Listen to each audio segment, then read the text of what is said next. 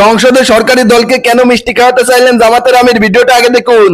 আমি চিন্তা করেছিলাম যে এত বড় খবরের পরে বিরোধী দল থেকে কিছু মিষ্টি খাওয়াই দিব, কিন্তু এখানে এসে বাধাগ্রস্ত হয়ে গেছি, পারলাম না, একটা ধাক্কা খাইলাম। মাননীয় স্পিকার, আপনাকে ধন্যবাদ। এখন মানুষের কাছে যাওয়ার জন্য যদি একটা গাড়ির ব্যবস্থা করে দেয় তাইলে আমাদের জন্য একটু সুবিধা হয়, মানুষের কাছে একটু যাইতে পারি। ছোটদেরকে কখনো না বলতে নাই, তাদের আবদারে সবসময় হা বলতে হয়। হাসনাত আব্দুল্লাহ বলে ফেলেছে, সাথে সাথে না না বললে আমি বেশি খুশি হইতাম। কি আবুল হাসান আব্দুল্লাহ, কি কথা বলতেই হবে, বলেন বলেন।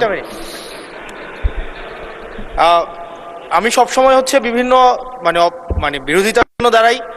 আজকে থ্যাংক ইউ জানাচ্ছি যে আজকে এই ধরনের একটা সিদ্ধান্ত নিয়েছেন। আমার এই অপোজিশন থেকে আপনাদের সবাইকে থ্যাংক ইউ জানাচ্ছি যে একটা বসার অন্তত জায়গা হয়েছে। আমরা লজ্জায় একটা কথা বলি না, এখন এই পার্লামেন্টের সেকেন্ড মোস্ট জুনিয়র হিসেবে একটা কথা বলছি মানে আপনাদেরকে, সেটা হচ্ছে যে আমাদের একটা ইউনো মহোদয়ের একটা গাড়ি থাকে, উপজেলা চেয়ারম্যানের একটা গাড়ি থাকে, আমরা ভাড়ায় গাড়ি চালাইতে হয়।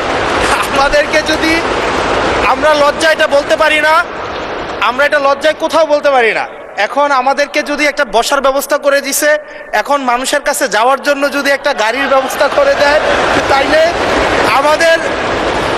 আমাদের জন্য একটু সুবিধা হয়, মানুষের কাছে একটু যাইতে পারি। মাননীয় স্বরাষ্ট্রমন্ত্রী কিছু বলতে চান? স্পিকার, স্পিকার আপনাকে ধন্যবাদ। আজকে এমপিদের প্রাপ্তির পরে অপ্রাপ্তির খবরটা বলতে চাচ্ছিলাম না।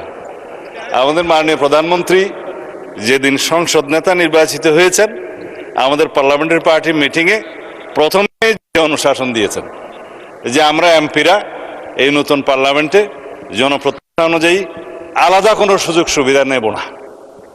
সেই হিসাবে তিনি অনুশাসন দিয়েছেন। একটা আইন আছে, এটা সংসদ বিষয়ক মন্ত্রণালয়ের অধীনে সংসদ সচিবালয় থেকেই লিড করবে।